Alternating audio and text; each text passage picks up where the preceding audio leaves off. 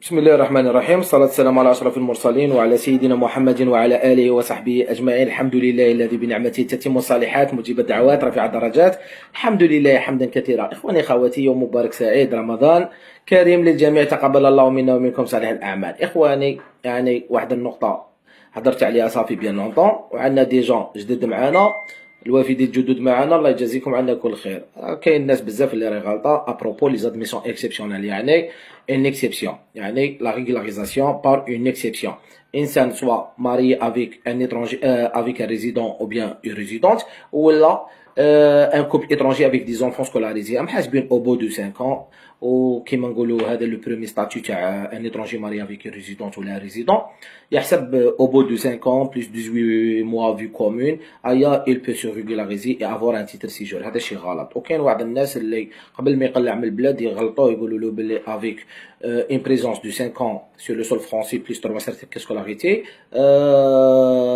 vous pouvez avoir un titre séjour vie privée familiale ولا كارطه تاع العام، وهذا شي غلط. المهم نقول لكم باللي اجور يوصلوني العشرات تاع لي موتيف دو روفي لي روفي في هذو لو ستاتيو. يا جماعة الخير، تعرفوا باللي دائما وزير العمل دائما يقول لكم القورية نيميرو قوري والاتكال على الله سبحانه وتعالى، صح؟ ماشي اوتون كو سالاريي برك ولا ريجيس بور لي روفوني ولا ما على باليش. خويا لي روفوني قادر تخدم في الاسود، تخدم في الاسود، بصح كي تكون ديكلاري افيك ان كونترا ترافاي لي فيش دو باي، غدوه من غدوه يكون عندك المسلك ساهل. دائما لي موتيف دو روفي لي بلي ريبيتيتيف، يعني اللي دائما متكرره، هو ما عندكش une intégration professionnelle.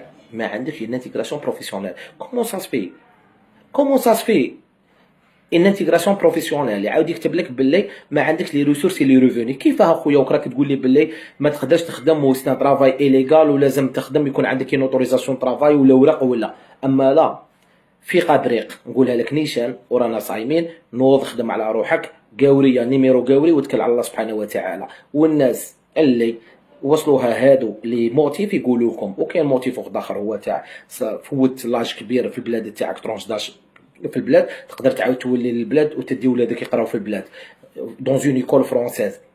عندنا تاع لاطاج فاميليال. المهم هذا يا جماعه الخير جيت نهضر لكم على لانتيغراسيون بروفيسيونيل. خويا لازم راهم يقولوا عليك لازم العامل المصرح والعامل بالقوريه ونيميرو قوري والاتيكال على الله سبحانه وتعالى ولو كونترا ترافاي لي فيش دو باي. هذه لازم تفهمها، راني قلت لكم دوبي لونطون وجيتي لو برومي، والحمد لله يا ربي اللي قلت لكم. وتكلوا على الله سبحانه وتعالى. صح فطوركم، صح شريبتكم، وفقنا الله واياكم الى ما يحب ويرضى. السلام عليكم ورحمه الله وبركاته.